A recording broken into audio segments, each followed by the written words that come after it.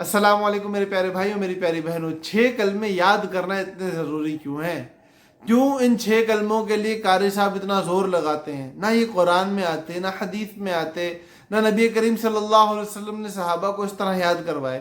تو ہمارے قاری صاحب کو کیا ہو گیا؟ وہ کیوں ہمیں اتنا زور دے کے یاد کرواتے ہیں؟ ایسے سوالات بہت سارے بچے پیارے پیارے آ کے کرتے ہیں۔ تو بھائی آپ کے پیارے سوالات کے جواب یہ ہے کہ 6 کلمے کے اندر پہلی بات یہ کہ ہے کیا، ہم یاد کیا کرتے ہیں، ہمیں یہ تو پتا ہو۔ اور دوسری بات یہ کہ جو چیز ہم یاد کر رہے ہیں اس چیز کو یاد کرنا ضروری کیوں ہے؟ ہمیں قاری صاحب اتنا زور کیوں لگاتے ہیں کہ ان 6 کلموں کو یاد کرو؟ یہ دو باتیں اچھی طرح سمجھ لو آپ، صحیح ہے؟ پہلی بات یہ ہے کہ ان 6 کلموں کے اندر ہمارے ایمان کی بنیادیں ہیں، اللہ کی، اسلام کی بنیاد لا الہ الا اللہ محمد رسول اللہ، اس بنیاد کی گواہی دینا۔ تیسرے کلمے کے اندر اللہ کے مبارک نام ہے، اللہ کے پیارے پیارے نام ہے۔ اللہ کو کیسے پکاریں گے؟ بھائی اللہ ہمارے رب ہے نا، ہمیں اللہ کو پکارنا ہے۔ ہم اللہ کو کیسے پکاریں گے؟ جی سبحان اللہ کہہ کے، الحمدللہ کہہ کے، لا الہ الا اللہ، اللہ اکبر، لا حول ولا قوت الا باللہ کہہ کے اللہ کو پکاریں گے۔ اللہ کیسے ہیں؟ اللہ کے ساتھ کوئی شریک ہے نہیں ہے؟ ہمارے دلوں کے اندر یہ بات روزانہ کی بنیاد پہ بار بار ڈالی جائے کہ اللہ کا کوئی شریک نہیں ہے۔ اس لیے چوتھے کلمے کو یاد کرایا جاتا ہے۔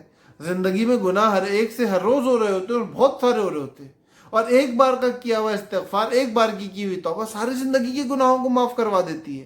تو 5ویں کلمے کے اندر استغفار ہے، اور 6 کلمے میں تمام تر چیزوں سے، عقیدے کے اعتبار سے، عمل کے اعتبار سے اپنے آپ کو بری کرنے کا اعلان کرنا ہے کہ یا اللہ ہم یہ کام نہیں کرنا چاہتے، ہمیں ان کاموں سے محفوظ رکھنا، ہمارا یہ کام نہیں ہے، ہم اپنے معاملے کو آپ کے حوالے کرتے، آپ ہماری حفاظت فرما لینا ان بری چیزوں سے۔ تو یہ وہ بنیادی چیزیں ہیں کہ جو ہر مسلمان کے لیے الگ الگ جمع کرنا، اس کے لیے الگ الفاظ کے ساتھ اللہ سے روزانہ کی بنیاد پہ مانگنا، یہ ذرا ایک مشکل کام ہے۔ تو اس کے لیے ہمارے علماء کا اللہ پاک جزائے خیر دے، جنہوں نے ان تمام تر موتیوں کو ایک بہت بڑے خزانے میں سے اکٹھا کر کے ایک لڑی میں پرو دیا، اور وہ لڑی ہمارے حوالے کر دی کہ جس کے پاس یہ لڑی ہوگی وہ اپنے آپ کو روزانہ کی بنیاد پہ قیمتی بناتا رہے۔ تو بھائی آپ نے بھی قیمتی بننا ہے، میں نے بھی قیمتی بننا ہے۔ ہم سب چاہتے ہیں نا کہ ہماری جو ویلیو ہے وہ بڑھ جائے۔ تو ویلیو بڑھانے کا آسان طریقہ یہ ہے کہ اس لڑی کو روزانہ کی بنیاد پہ دہرا لیں، تو اس سے فائدہ یہ ہوگا کہ ہماری ویلیو اللہ کی نظر میں بڑھتی رہے گی، ہم آخرت کے اعتبار سے اپنے مراتب کو اور اوپر لاتے رہیں گے۔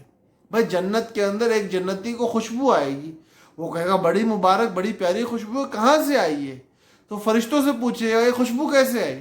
تو فرشتے بتائیں گے کہ دنیا میں ایک تمہارے ہی جیسا آدمی تھا، جس کے نیکی اور گناہ کے ترازو کو اگر دیکھا جائے تو بالکل تمہارے برابر ہے، ہر اعتبار سے جیسے تم ہو ویسا وہ ہے، صرف تم سے ایک بار اس نے سبحان اللہ زیادہ کہا ہے، اس نے کروٹ بدلی کی ہے، تو اس ایک سبحان اللہ زیادہ کہنے پہ اس کا جو مرتبہ بڑھا ہے، اس مرتبے کی برکت یہ ہے کہ اس کی کروٹ بدلنے پہ ایسی خوشبو آتی، چونکہ اس نے اپنے جنت میں کروٹ بدلی ہے تو اس کی یہ خوشبو تم محسوس کر رہے ہو۔ تو بھائی یہ ہمیں ملے گا کب؟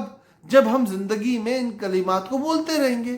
تو یہ 6 کلموں کا یاد کرنا اور ان الفاظ کو بار بار کا دہرانا در حقیقت ان فضائل کو حاصل کرنے کے لیے، اور اس لیے یہ سارے کلمات کو جمع کر دیا گیا، نہ یہ قرآن سے آئے نہ یہ حدیث سے آئے، اس طریقے سے جس طریقے سے ہمیں یاد کرائے جا رہے ہیں۔ صرف یہ بات ہے کہ یہ پھیلے ہوئے الگ الگ انداز میں پورے قرآن اور حدیث کے اندر مجموعے میں موجود ہے، لیکن ایک ساتھ یکجا کیے ہوئے کلمات کی صورت میں الگ الگ حیثیتوں کے ساتھ اس طرح کہیں موجود نہیں ہے، یہ بات ہے۔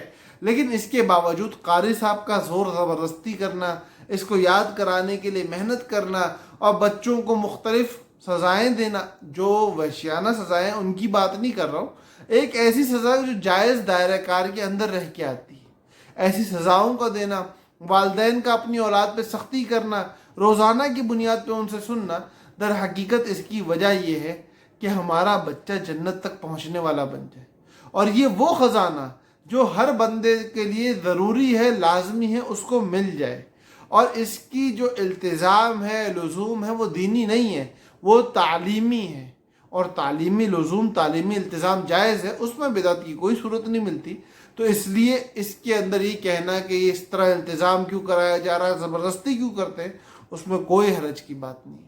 اللہ پاک ہمیں سمجھ دے اور ہمیں اپنی آخرت کو سنوارنے کی توفیق دے، اور دنیا میں رہتے ہوئے ان لوگوں کے حوالے سے جو ہماری آخرت کو سنوارنے کے لیے محنت کر رہے ہیں، ہمیں اچھا گمان رکھنے کی توفیق دے۔ اللہ پاک ہم سب کا حامی و ناصر ہو۔